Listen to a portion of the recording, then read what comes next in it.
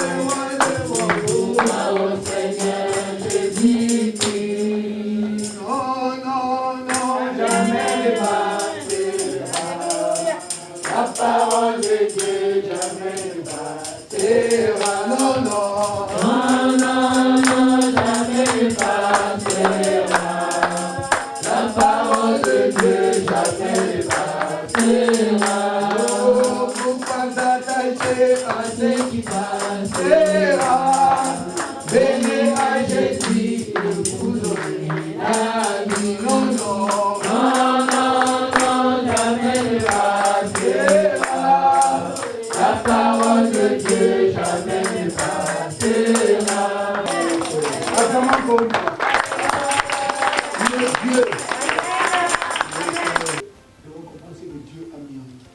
Donc c'est pourquoi je reviens un peu sur la Sainte Seine. Il faut que chacun comprenne c'est quoi la Sainte Seine.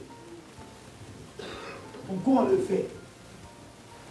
Et comment ça a commencé? Pourquoi? Parce que si toutes ces questions ont reçu les réponses, et c'est dans ce moment-là, chacun puisse être vraiment déterminé à le faire. Nous le faisons de temps en temps, nous ne le faisons pas tous les dimanches comme les autres, parce que nous savons que la Bible dit, à chaque fois vous le ferez. Donc ce n'est pas le faire tous les jours, mais nous le faisons parce que c'est une recommandation. Mais nous ne le faisons pas comme tout le monde. Donc nous le faisons pourquoi? Parce que Paul nous a mis en garde. Il dit c'est le repas du Seigneur, on ne peut pas indignement. Donc il faut que chacun puisse, quand nous le prenons, nous devons comprendre la souffrance que Christ a payé, le prix qu'il a payé pour nous. Nous devons nous souvenir de ça. Donc ça veut dire que c'est quelque chose, on prend ça consciencieusement.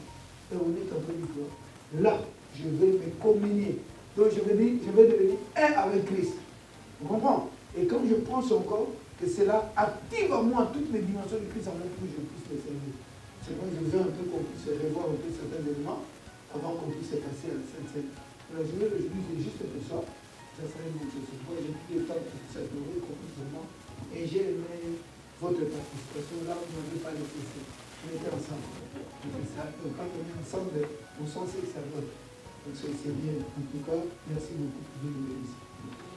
Voilà, nous allons parler de la Sainte Seine. Nous allons commencer d'abord à l'origine et les fondements. Parce que chaque chose doit avoir un fondement, doit avoir un soubassement. Donc, l'origine, d'où vient la Sainte Seine? C'est quoi la Sainte Seine? On comprend? Donc, nous voulons un peu voir un peu certains passages de la Bible. On va voir dans Genèse 14, des 17 à 20. Parce que nous devons comprendre que le patriarche c'est Abraham. Mais or, Abraham avait fait la Sainte Seine. Et si on ne comprend pas, on ne comprendra pas. Nous voyons Jésus qui est venu restaurer ça. Mais il y a eu des étapes. Nous allons voir ça parce que la Bible a des choses que nous devons réellement scruter pour comprendre pour notre vie et pour notre marche à vie. Origine et fondement de la Sainte Seine. Son origine et son fondement. Nous allons lire Genèse 14. Après qu'Abraham fit revenir vainqueur des Cadolanéens et du roi qui était avec lui, le roi de Sodome sortit à sa rencontre dans la vallée de Chavé, qui est la vallée du roi. Melchisédek, roi de Salem, fit apporter du pain et du vin. Vous voyez la clé, la chose qui nous intéresse ici, c'est le pain et le vin. On comprend? Le pain et le vin. Donc dans l'ancien temps, Abraham commençait à marcher avec lui. Abraham, Dieu lui a dit, saute, quitte ta patrie, va, saute, va. Et Abraham s'est engagé à aller là où il ne savait pas. Mais pendant que Abraham marchait, il était avec l'autre son oncle. Et ici, un moment, ils s'étaient séparés, ils étaient séparés. Et quand Lot a eu des problèmes, parce que Lot était en Sodome, vous savez, la ville là, Sodome et Gomorrhe, Lot était resté là. Et cette ville devait être brûlée. Donc, mais il y a eu combat. Et Abraham est allé sauver son bébé. Et quand il était sorti de ce combat-là, il a amené son armée, ses gens, tout ça là. Ils étaient sortis vainqueurs. Quand ils étaient sortis vainqueurs, il allait et le roi de Salem, Melchisedec, qui représente Christ, qui est venu à sa rencontre. Donc quand il est venu à sa rencontre, il n'était pas venu seul. Il fit apporter le pain et le vin. Donc nous allons dire ça. Fit apporter du pain et du vin. Il était sacrificateur du roi, du Dieu très haut. Il bénit Abraham et dit, béni soit Abraham par le Dieu très haut, maître du ciel et de la terre. Béni soit le Dieu très haut, qui a livré tes ennemis entre tes mains. Et Abraham lui donna la dîme de tout. Pour ce passage, nous voyons, la première fois dans la Bible, on donne la dîme, et la première fois, on célèbre la Sainte Seine. Mais maintenant, donc, le cas, Melchisedec est venu. Quand nous lisons, il dit, fit apporter du pain et du vin. Il était sacrificateur du trône. Mais en même temps, est-ce qu'il a apporté seulement comme ça, il est parti? Ils ont eu un temps de pouvoir s'asseoir, de pouvoir communier, parce qu'il y avait le pain et le vin, donc ils avaient les choses. Et c'est comme si c'était un moment, vous savez, quand vous allez dans les dîners d'affaires, on s'assoit, on discute, on parle, on est en train de traiter les affaires maintenant ici, pour traiter les choses. Donc, le roi de Salem est venu, Abraham sortait vainqueur de la guerre, et lui là, c'est comme si ils sont en train de... L'autre a amené quelque chose, et l'autre aussi a amené quelque chose. Donc il faut dire que quand Abraham lui a donné la dîme de tout, parce qu'on a dit quoi? Abraham sortait vainqueur de la guerre. Vous comprenez? Et qu'est-ce qui se passe? Le roi de Sodome vient demander à Abraham, Abraham, donne-moi tes hommes. Prends tout ce qui est, toutes les richesses, prends. Abraham lui a répondu, ça c'est dans d'autres récits, hein. Il dit, je ne prendrai rien. Parce que ça là, au moins que les gens qui sont combattus prennent. Mais moi, toi tu ne peux pas, sinon tu diras que c'est toi qui m'as béni. Je ne peux rien prendre de toi. Vous comprenez? Mais pendant que Abraham allait, il rencontra maintenant Melchisedec. Melchisedec avait aussi son paquet. Abraham aussi avec son lot de butin. Parce que quand on sort du guerre, surtout quand on est sorti vainqueur, il y a un butin. Vous savez qu'il avait son butin. Mais maintenant, quand Melchisedec est venu, ils sont assis. Mais ils commencent à discuter.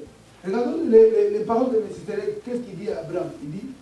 Il dit à Abraham, bénis Abraham. Il dit, béni soit Abraham par le Dieu très haut, maître du ciel et de la terre. Béni soit le Dieu.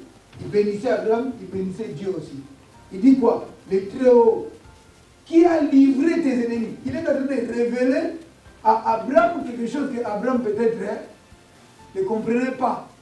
Abraham peut-être pensait que sa force, c'était ses hommes. Parce que le roi là était affolé pour dire que donne-moi les hommes là. Parce que c'est les hommes là qui ont combattu. Donne-moi les hommes, toi prends tout. Mais Abraham a dit non.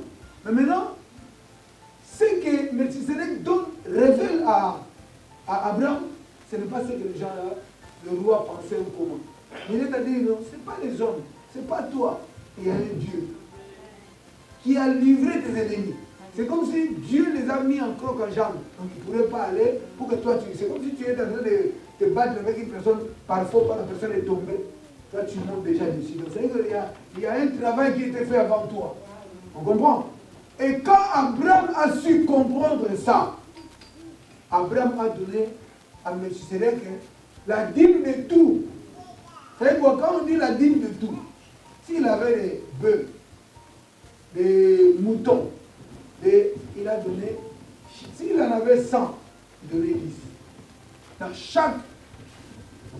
Donc dans tout ce qu'il avait, lui, il a essayé de donner à Melchizedek tout ça. Donc pour dire quoi? C'est là où nous comprenons que c'est la première fois dans la Bible, le Père élevé et la dîme. Donc tout a commencé là. Et nous tous, nous savons, nous sommes descendants d'Abraham. La Bible dit reconnaissons ou reconnaissez ceux qui ont la foi sont fils d'Abraham. Vous comprenez? Donc voilà. Cet acte solennel, parce que c'est ce que nous voulons faire ici, c'est un acte solennel. Donc nous voulons cet acte solennel de souvenirs fut institué par le Seigneur Jésus. Là on parle de l'origine. Jésus l'a institué. On comprend? Jésus l'a institué. Jésus a dit, vous allez faire ça à ma mémoire. Vous allez faire. Donc nous venons, nous sommes en train de faire aujourd'hui avec Jésus. Mais nous voyons d'où vient. C'est là. On parle de l'origine. Donc c'est là où ça vient. Donc cet acte solennel de Jésus fut institué par le Seigneur Jésus la nuit où il fut livré immédiatement après avoir célébré la dernière Pâque avec ses disciples et donc l'accomplissement de ce que nous voyons dans l'ombre. Donc ce que Jésus vient accomplir avec ses disciples, c'était quelque chose qui était dans l'ombre. Personne ne l'a fait. À part Abraham, il n'y a que Jésus qui vient de l'accomplir. Donc dans l'ombre, la chose existait, mais Jésus l'a amené à la réalité. Et il a fixé, il a scellé. Donc ce que nous devons comprendre, et quand nous le faisons, ça nous connecte automatiquement à notre Père, le patriarche. Et nous, et Christ et tout, nous sommes vraiment les enfants de Dieu. Nous sommes de la famille de Dieu. Et c'est pourquoi quand on est de la famille, on doit connaître l'histoire de la famille. Et c'est important. Donc voilà, c'est ce que nous venons de lire. Donc l'accomplissement de ce que nous voyons dans l'ombre, le roi Melchizedek, roi de Salem, avait apporté pour bénir Abraham, ainsi sa descendance. Il lui a apporté le Père. Comprenons. Comme Christ est le dernier Adam, il est l'accomplissement des promesses que Dieu avait faites à Abraham. Donc parce que Dieu, quand Dieu a créé Adam. Adam était le premier-né. Mais Adam a succombé.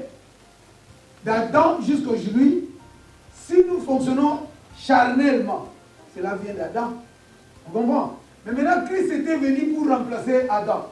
Parce qu'on dit, Christ est le deuxième, ou pas le deuxième, mais le dernier Adam. Vous comprenez? On dit le premier Adam était un être charnel, un être vivant. Vous comprenez? Mais le dernier, qui est Christ, était un esprit vivifiant. Donc Christ, en Christ, qu'est-ce que nous recevons? Nous recevons l'esprit de Dieu pour vivre en accord avec Dieu. Or, en Adam, nous avons reçu les sentiments charnels, tout ce qui est un homme vivant. Donc nous vivons, nous faisons tout ce qu'on peut faire en tant qu'humain. Dans le côté humain, c'est là où il avait les sentiments. Vous voyez, ses disciples restaient, parce qu'il était avec eux. Il ne s'en passait pas d'eux. Il changeait de foule, mais il ne changeait pas des disciples. Alléluia. Les disciples étaient avec lui nuit et jour. Il dormait avec eux.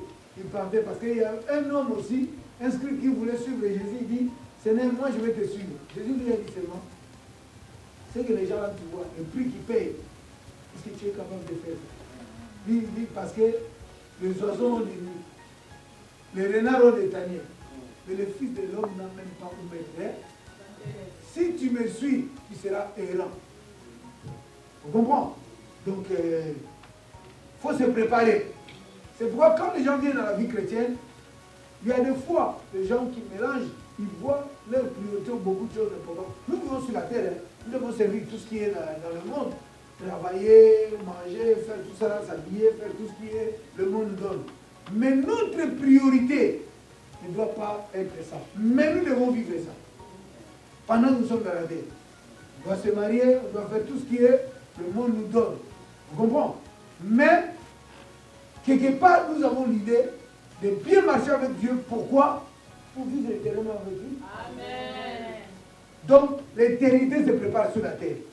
Et pendant que nous vivons, nous mangeons, nous marions, nous faisons tout, notre focalisation doit être toujours là, en Dieu. Parce que nous avons dit, tout ça là, nous laisserons. Les mariages, nous laisserons. Tout ce que nous pouvons avoir, nous laisserons. Nos maisons, nous laisserons tout. C'est pourquoi il ne faut pas s'attacher trop à ça, sinon tu vas perdre là-bas.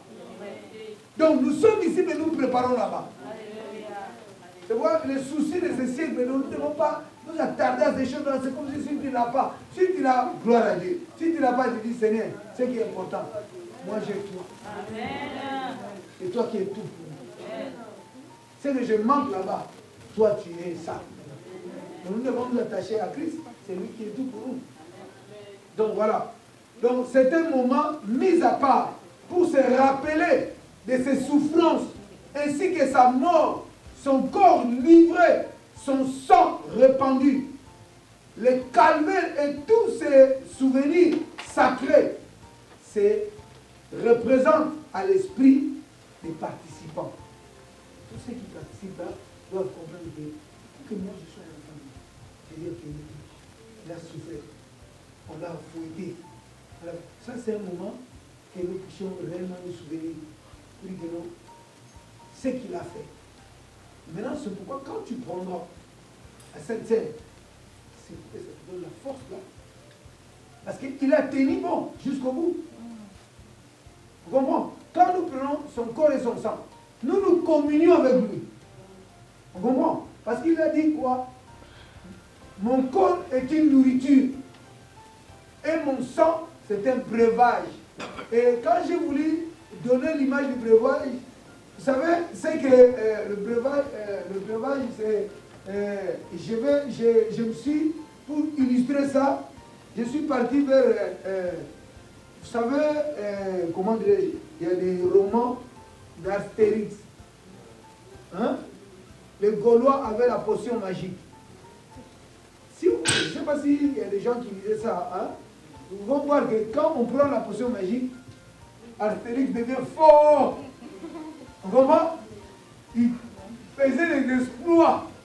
Mais sa force là, si à un moment, si c'est des doses, hein, si c'est fini, il devient normal. Il va encore aller voir l'autre là qui faisait la potion. Vous comprenez? Donc pour nous aussi, en tant qu'enfants de Dieu, nous avons besoin de ces breuvages. À chaque fois, quand nous prenons ça, nous sommes aguerris dans la marche avec Dieu. À chaque fois, nous devons, c'est comme la batterie. À un moment, il faut recharger. Vous savez, vous avez tous les téléphones, non? Plus tu parles trop, plus c'est. Après, il faut c'est pourquoi quand nous venons dans la communauté, que ce soit une image, pour nous recharger. Nous devons être connectés. Parce que toi, si tu es seul, c'est comme, vous savez, les charbons, chez nous, on fait le feu avec le charbon. S'il y en a beaucoup, le feu. Et si tu mets seul à côté, tu vas voir après, ça va commencer à... Vous comprenez? C'est là où nous devons être là. Vous savez, nous sommes forts comme nous sommes. Donc voilà, c'est ça. Donc, voilà. Il est tout à fait impossible de se rappeler de la passion du Seigneur Jésus sans que notre cœur s'y répande par l'adoration et la louange. Ainsi, le repas du Seigneur est un moment d'adoration publique où on loue Dieu pour tout ce qu'il est et ce qu'il a fait pour nous. Donc, quand nous sommes là, nous devons réellement avoir la joie. La joie là, pour dire quoi? Pourquoi cette joie? Quand tu te souviens de tout ce qu'il a payé, le prix qu'il a payé pour que toi tu deviennes enfant de Dieu. Donc nous bénéficions tout. Nous sommes privilégiés. Mais parce que l'autre a payé le prix et nous bénéficions seulement. C'est pourquoi quand je souviens, je dis, et je dois l'adorer, je dois le célébrer, je dois l'honorer de tout mon cœur pour ce qu'il a fait. Je me souviens, je reconnais ce qu'il a fait, le prix qu'il a payé. Et ça, les souvenirs là doivent passer dans notre esprit. Célébration des témoignages et de l'unité. Les raisons, ça je vous donne les raisons de ce que nous faisons. Hein? Donc, quand nous sommes là, nous puisons ce principe toujours dans Exode. Hein? Exode 12, 4.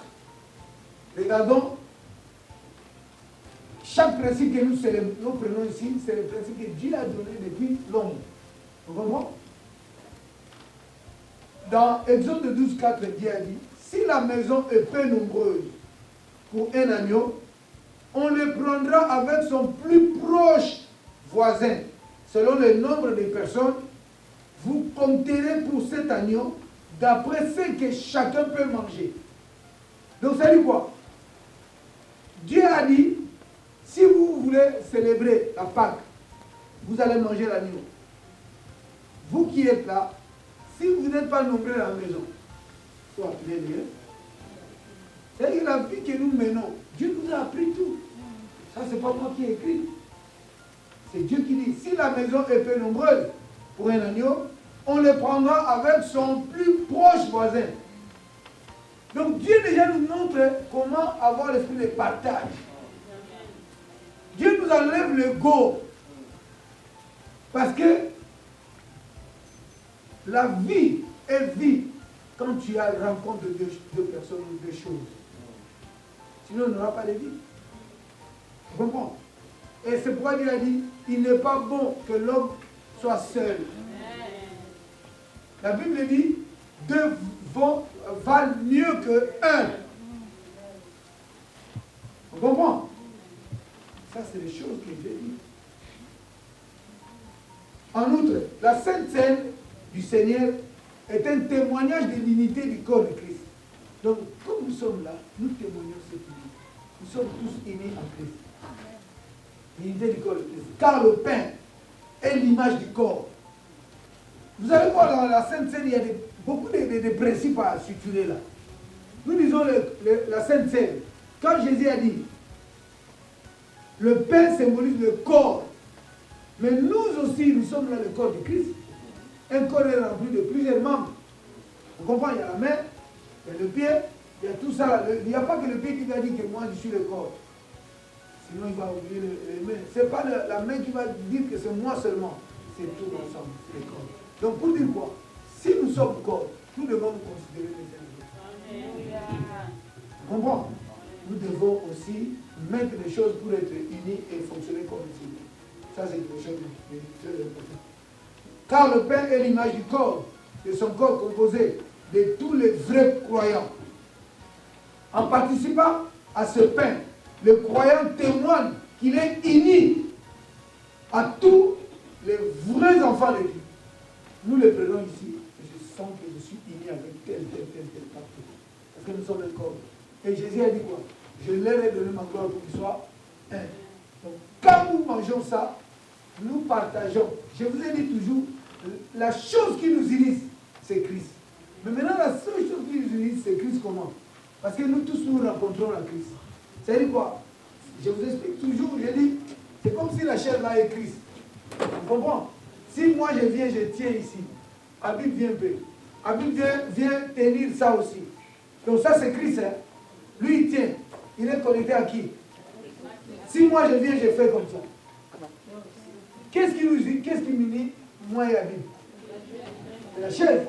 Si je dis, maman Jeanne, viens encore tenir. Donc, ce qui va nous unir, c'est quoi? C'est la chaise. Donc, ce qui est important pour nous, ce n'est pas parce qu'on est ensemble, mais c'est parce que chacun d'entre nous est connecté en Christ. Si chacun d'entre nous est connecté en Christ, les mêmes principes que moi je dois respecter, c'est ce que toi tu dois. Et ce principe nous unit maintenant. Et en même temps, dans le fonctionnement naturel, nous sommes unis. Nous sommes unis, nous fonctionnons comme ça, mais nous partageons le même principe qui est Christ. C'est ça la force de cette émission. C'est pourquoi, dans ce repas-là, nous devons comprendre que nous nous communions avec lui. Donc nous nous unissons avec lui. Parce que nous sommes son corps. Il dit, ce pain est mon corps, je vous donne. Vous comprenez? Et le corps que nous puissions. Donc nous tous, nous rentrons dans le corps. Donc quand tu es dans le corps, il n'y a pas moi, non, il y a nous. Vous comprenez? Donc voilà, en participant à ce pain, le croyant témoigne qu'il est uni à tous les vrais enfants de Dieu. Et la coupe est l'image de son sang. versé pour nous, qui nous sanctifie de tout péché et nous unit avec lui. Et tous ceux qui ont été purifiés par le précieux sang du Christ, parce qu'il nous purifie par son sang. Donc quand nous sommes connectés à lui, quand nous prenons le vin, c'est pour nous purifier. C'est comme je disais, il dit, mon sang est le breuvage. Il nous donne la force de la vie chrétienne, il nous donne vraiment comment ça nous booste pour fonctionner comme Dieu veut. Enfin, le repas du Seigneur est un rappel constant du fait que c'est lui qui a institué ce mémorial conformément au plan divin qu'il l'a établi lui-même, reviendra pour faire paraître cette église devant son Père. Une église sans tache, ni rien de semblable. Donc, c'est quoi? C'est lui qui va nous présenter devant le Père.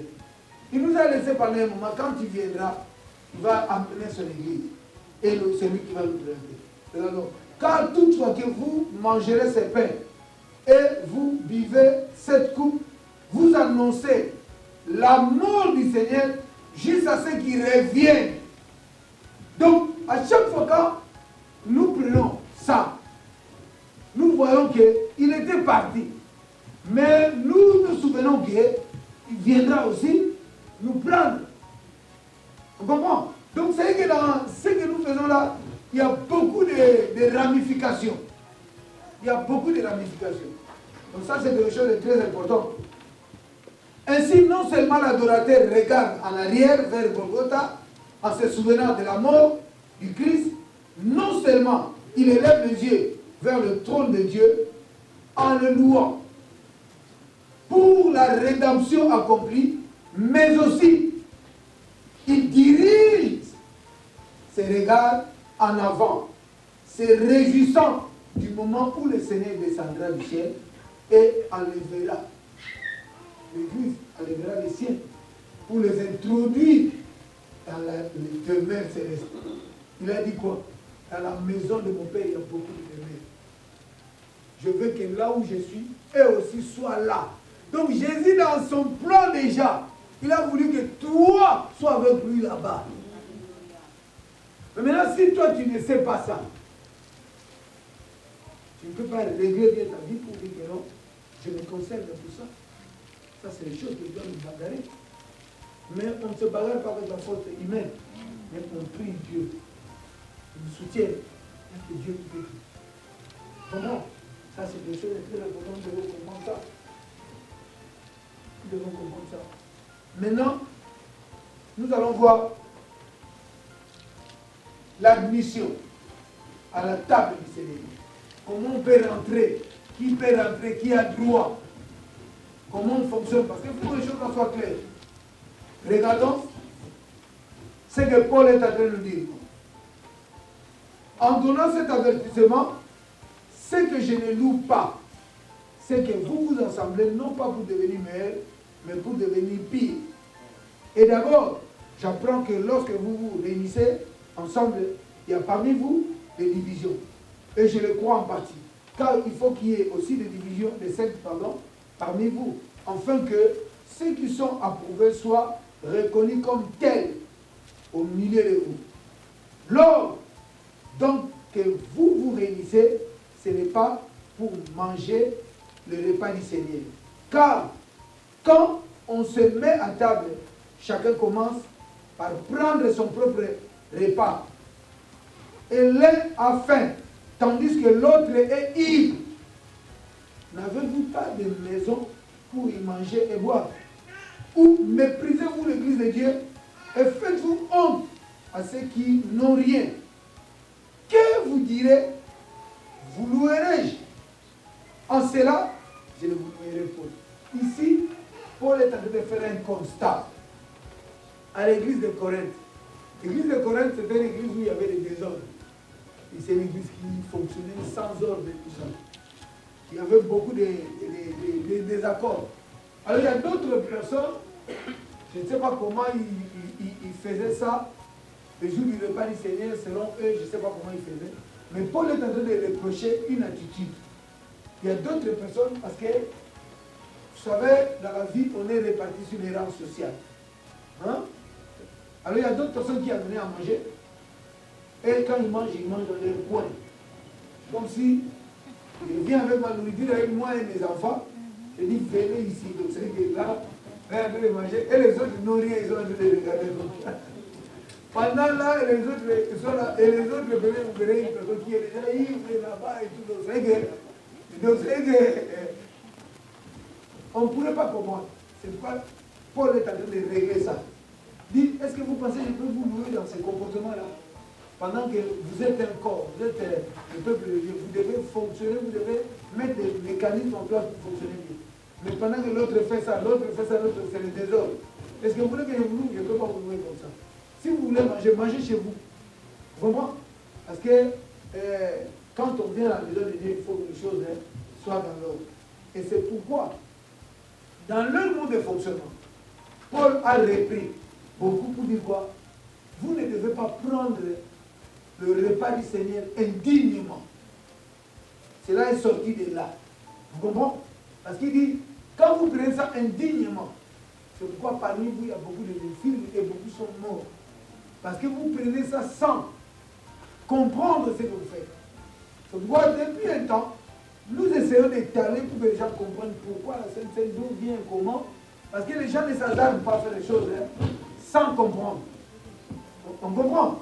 Il faut que les gens comprennent parce que la Sainte Seine, c'est quelque chose qui nous fortifie, qui est trop bien pour nous. Mais seulement, on doit se souvenir, on doit faire ça dans le règle de Christ. Donc ça, c'est important. Regardons ce que Paul est en train de dire. Ça, c'est Paul qui reprend l'église de Corinthe. Car j'ai reçu du Seigneur ce que je vous ai enseigné. C'est que le Seigneur Jésus, dans la nuit où il fut livré, prit du pain, et après avoir rendu grâce, le rompit et dit, ceci est mon corps qui est rompu pour vous. Faites ceci en mémoire de moi. De même, après avoir soupé, il prit la coupe et dit, cette coupe est la nouvelle alliance en mon sang. Faites ceci en mémoire de moi. Toutes les fois que vous en boirez, car toutes les fois que vous en mangez ces pains et que vous buvez cette coupe, vous annoncez la mort du Seigneur jusqu'à ce qu'il revienne. C'est pourquoi celui qui mange le pain ou boira la coupe du Seigneur indignement sera coupable envers le corps et le sang du Seigneur. Envers le corps et le sang du Seigneur. Que chacun de vous se prouve soi-même. Et qu'ainsi il mange du pain et boive la coupe. Car celui qui mange et boit sans discerner le corps du Seigneur mange et boit un jugement contre lui-même.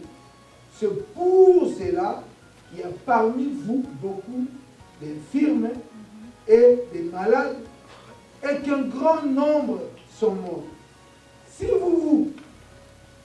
nous nous joignons, nous-mêmes, nous ne serions, si nous nous jugeons, nous-mêmes, nous ne serons pas jugés. Donc, Paul ici est en train de dire quoi? Je vais finir. Mais quand nous sommes jugés, nous sommes châtiés par le Seigneur. Le Seigneur châtie ce qu'il aime. Donc le problème c'est quoi?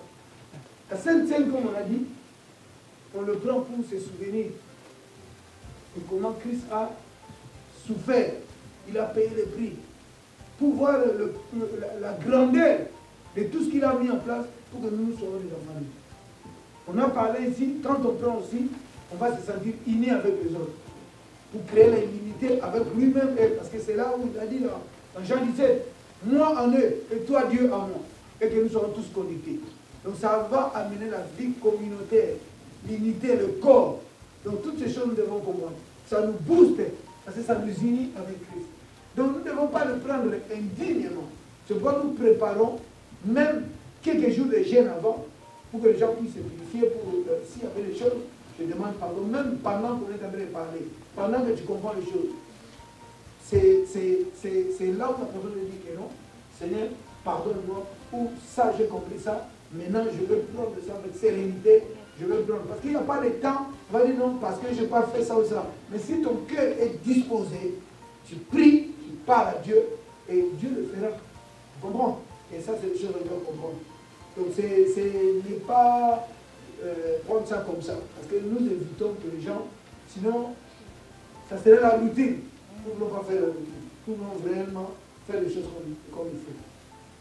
Ce n'est pas destiné à ceux qui ont été rachetés. Ceux-là peuvent y prendre part et sont capables de comprendre sa signification. Les chrétiens eux-mêmes doivent participer à la Sainte Seine après s'être jugés. Donc c'est que toi-même tu vas dire que est-ce que je suis vraiment dans le Seigneur? Parce que ma relation avec Dieu, tout ça là. Et puis on peut dire que non, Dieu, je t'accepte. Je veux réellement prendre ton corps parce que j'ai mis ma vie entre tes mains. Même s'il y a des choses dans ma vie qui ne sont pas encore alignées, je sais que tu le fais. Tu comprends? Et avoir une détermination. Parce qu'il y a des choses, c'est nous qui doivons parler à Dieu. Et quand tu lui parles, il écoute. Dieu nous entend quand nous prions. Et parce qu'il a dit, il se laissera trouver par ceux qui le recherchent de tout cœur. Et quand ton cœur est attaché à Dieu, Dieu permettra. Vous comprenez? Donc c'est pourquoi nous devons nous juger pour voir que non, c'est bon, je le fais. Donc voilà. Le péché doit être confessé et abandonné.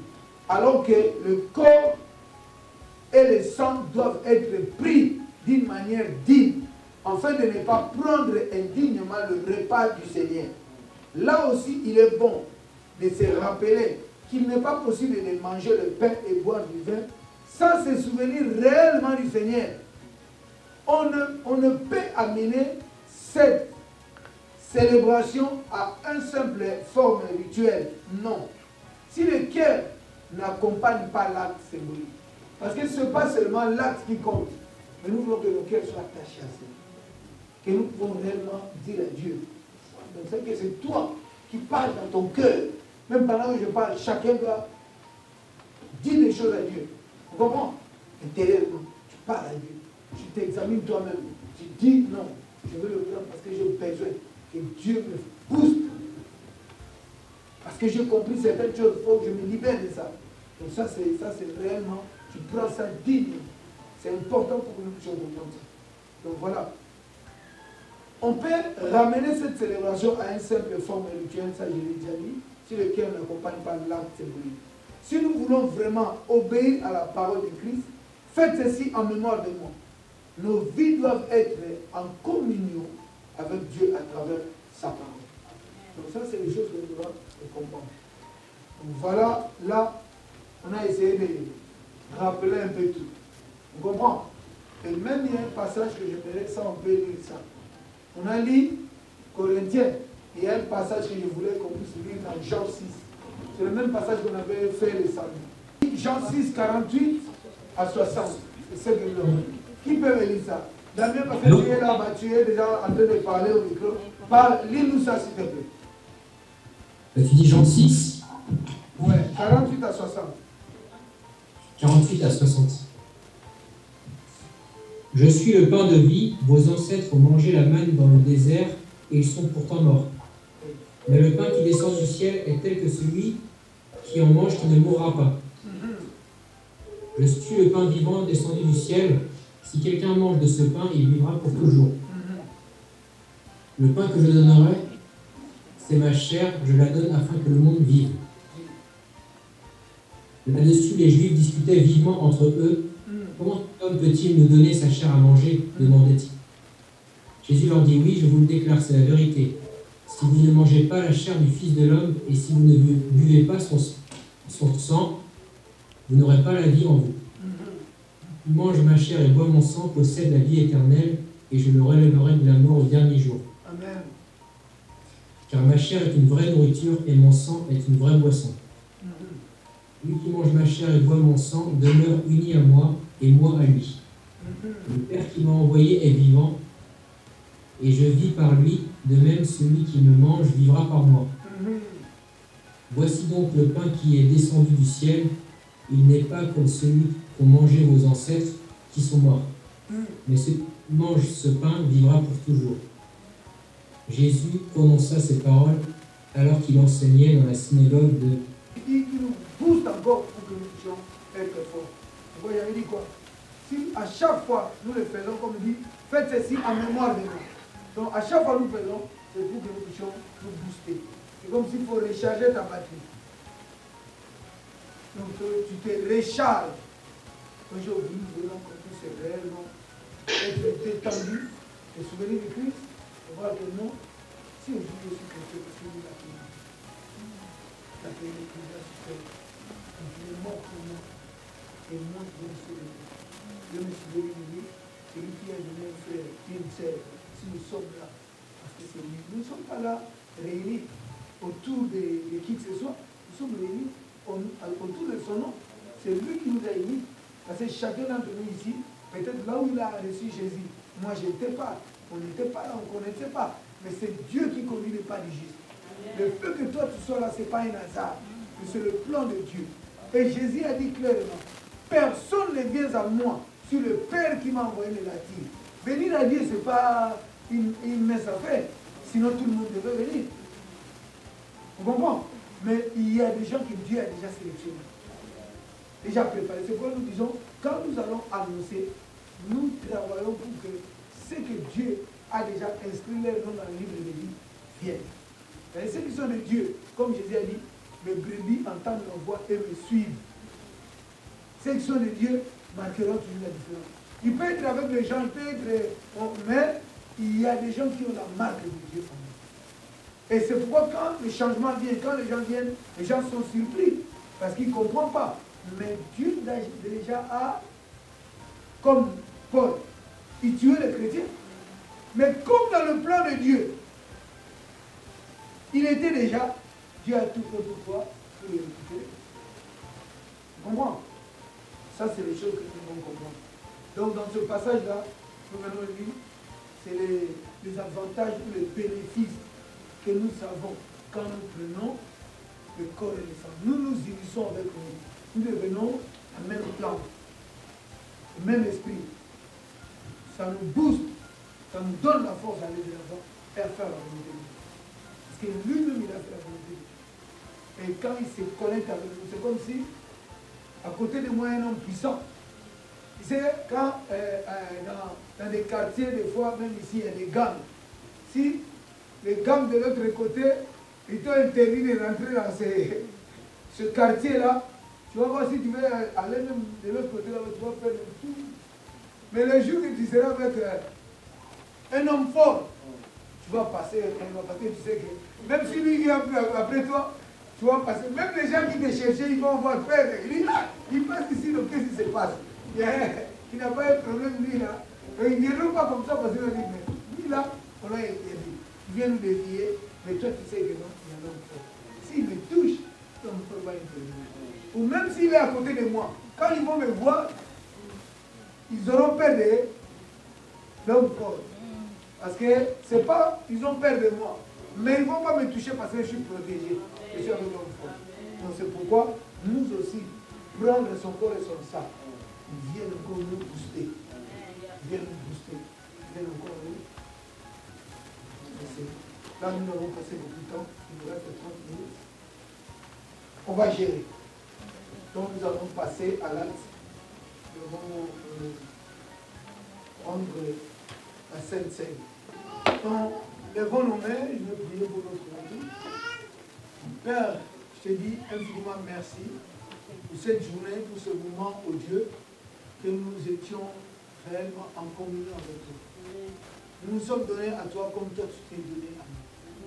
Tu as payé les prix et tu t'es donné en rançon pour que nous devenions des enfants de Dieu. Et aujourd'hui, Père, moi, c'est un jour que nous avons programmé pour prendre ton corps et ton sang. Donc nous avons pu, Père, voir lorsque cela nous pousse. Lorsque, oh Dieu, Père, voir une partie de toi naisse dans nos vies. Que nous serons réellement ce que toi tu veux que nous soyons. Je bénis comme son nom, je bénis le retour de tout un chacun. Je prie, Père, et gloire. Que cette parole, cette méditation, cet échange que nous avons eu, Père, et gloire, reste dans leur vie. Et que cela soit gravé, que cela ne tombe pas à terre. Permets, oh Dieu, que chacun puisse se développer. Et que chacun puisse faire éclore les dons, les potentiels, les capacités que tu as mis dans sa vie. Afin que Dieu, nous serons réellement ton service. Car c'est toi qui es le seul vrai du Père. C'est toi qui fais grâce à qui tu veux. Nous nous laissons devant toi. Et je prie, Père le roi, pour le retour de tout un chacun. Je prie, Père le roi, pour la semaine qui va commencer. C'est qu'ils vont reprendre le chemin du travail.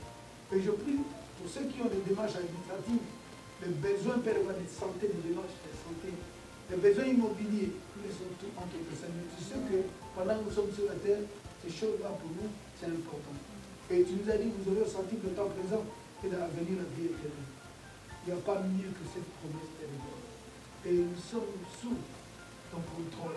Parce que tu as dit, gardez silence, je combattrai. Veille sur la vie de tout un chacun.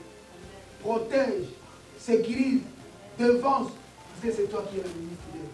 Sois devant comme un guide, à côté comme un ennemi fidèle, et derrière comme un bouclier.